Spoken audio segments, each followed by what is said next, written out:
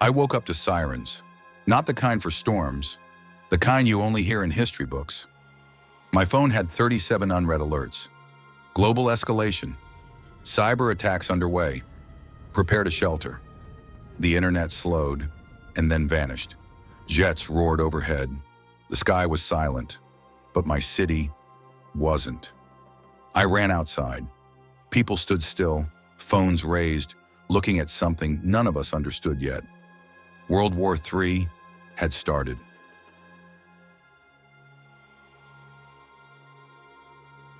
World War III wouldn't start with a declaration. It would start with a spark, a disputed island, a drone that flew too far, a misinterpreted radar blip over the Taiwan Strait. The world today is already divided.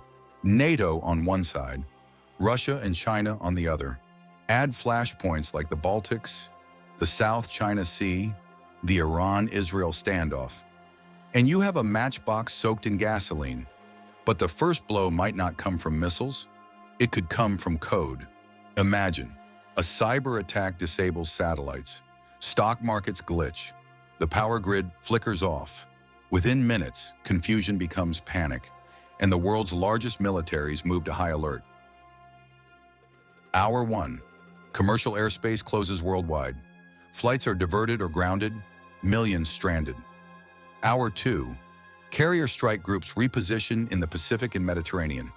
NATO activates its rapid response force. China moves amphibious fleets toward the Taiwan Strait. Hour 3. Global markets panic. Circuit breakers halt trading on 4 continents, but the free fall resumes the moment they reopen. Hour 4. Disinformation surges. AI-generated speeches claim governments have surrendered. Mass blackouts roll across cities from Kyiv to Taipei to New York. Within a single afternoon, World War III is no longer a headline. It's real life everywhere. Every major power has a line, and when that line blurs, the doctrine shifts. In bunkers deep beneath Washington, Moscow, Beijing, commands are issued, silos warm up, submarines reposition, and red buttons get closer to touch. Not for destruction, for demonstration. Tactical nuclear weapons, low-yield, warning shots, are designed not to win, but to threaten just enough to stop the war. But the moment a mushroom cloud rises, there is no going back.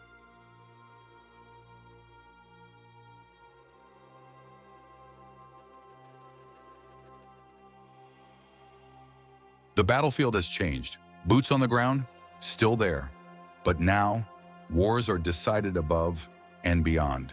In the skies, swarms of autonomous drones clash mid-air, reacting faster than any human ever could. AI-guided weapons don't just strike targets, they predict them. A machine decides who lives. In space, satellites become targets. A single laser, a micro-missile, and entire nations lose GPS, internet, and communications in seconds.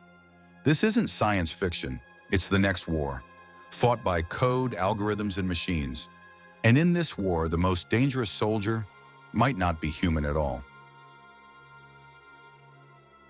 You don't have to hear the bombs to feel the war. In the first week, global shipping halts, ports close, fuel convoys stop. The world runs dry, fast. In London, gas lines stretch for blocks. In Nairobi, blackouts sweep entire districts. In Mumbai, rice prices double in 2 days. Stock markets crash. The dollar loses trust. Cryptocurrencies surge, then implode. Your paycheck? Worth half what it was. Groceries? Scarce, if they even arrive. War breaks economies before it breaks borders. If the nukes fall, the world ends in minutes, not days. Major cities vanish in flashes of light. Shock waves flatten everything within miles, and firestorms rage through what's left. The death toll? Hundreds of millions in the first hour. But the worst is still to come. Dust and ash blacken the skies. Sunlight fades. Crops die. Temperatures plunge below freezing. In summer, this is nuclear winter. Not just a season, a new ice age. Radiation makes cities unlivable for decades. EMPs fry communication systems. And survivors? They live in silence. A silence made by human hands. In the silence that follows, society begins to unravel. Governments fall, borders vanish, food becomes currency, water is power, cities become ghost towns or war zones. New factions rise, old alliances die, trauma runs deep. An entire generation shaped by panic, PTSD orphans, mass migrations, and no safe place to go. In this chaos, only one system remains intact, the AI grid, designed to predict and control. Now it governs. Some say it saved civilization, others say it ended it. The question is no longer how the war started, but what survives after it ends. When the dust settles, humanity will face two futures. One is ruled by fear, scarcity, isolation. Nations never rebuild, they retreat. The world becomes a network of shattered alliances, impermanent mistrust. But there is another path, a path of rebirth, of unity, forced by the edge of extinction, a chance to rebuild differently, cleaner, smarter, maybe even kinder. And perhaps that's the paradox. Only by imagining the worst do we find the strength to build the best. If that idea moved you, subscribe, because there are more what-ifs waiting to pull you in.